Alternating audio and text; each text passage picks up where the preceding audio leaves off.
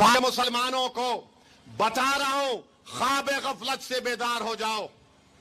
मैं बता रहा हूं मोदी को, अगर ये वक्फ का कानून बनेगा तो मुल्क में सोशल इंस्टेबिलिटी पैदा होगी। हम भारत को 1980 और 1990 के दहे में लेकर जाएंगे।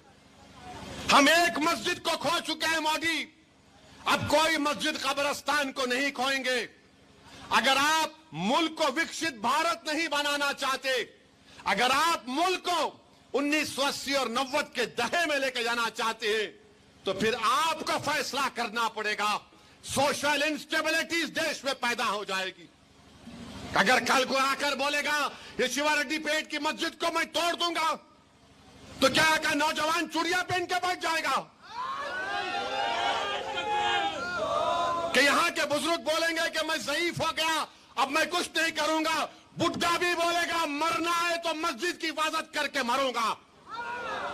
नौजवान भी बोलेगा जवानी मस्जिद पे कुर्बान, मैं भी कुर्बान।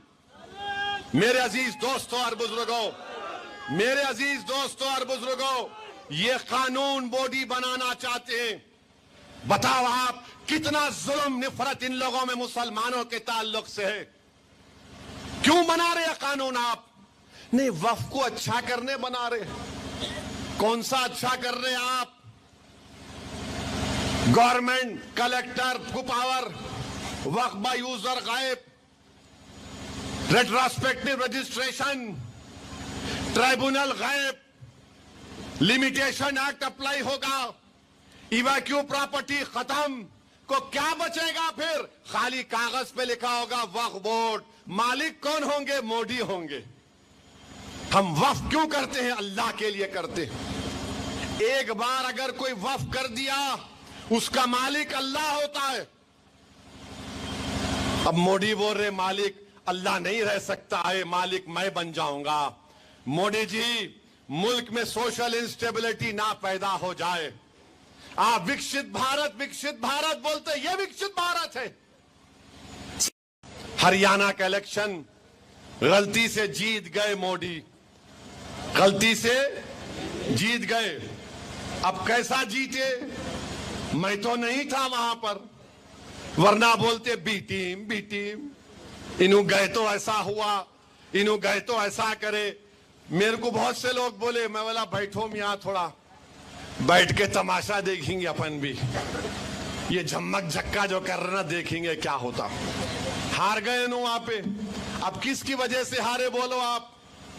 अब समझ में नहीं आ रहा इन लोगों को, हारने वालों को। अरे शेरवानी तो नहीं आई आपकी,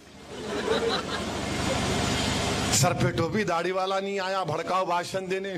हम कैसा हार गए? मैं इन लोगों से कहना चाह रहा हूं, पुरानी पार्टी से जरा समझो मेरी बात को, समझो मेरी बात को।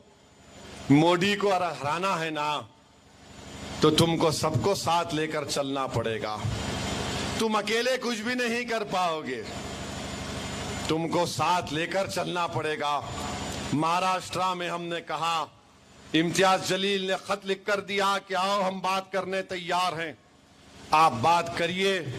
हम भी नहीं चाहते कि महाराष्ट्र में दोबारा शिंदे, फडणवीस और अजीत पवार की हुकूमत बने। हम नहीं चाहते, मगर आप बातचीत करो, करे तो अच्छा है, नहीं करेंगे तो मुझे भी तो अपनी पार्टी चलाना है ना। मेरे 2 एमएलए हैं, मालेगांव में मुफ्ती इस्माइल साहब, धूरिया में फारूक शाह हैं, इम्तियाज जलील 3,20,000 के ऊपर वोट हासिल किए।